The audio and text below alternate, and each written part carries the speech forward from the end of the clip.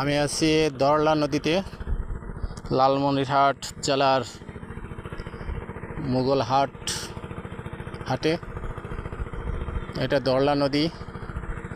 এখানে অনেকে জেলে মাছ ধরছে, আর অনেক দূরে যে বাড়িঘর গাছ দেখা যাচ্ছে সেটা ভারত।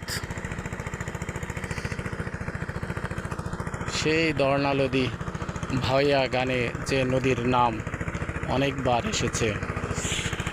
আমরা এখন আছি সেই নদীতে পারে।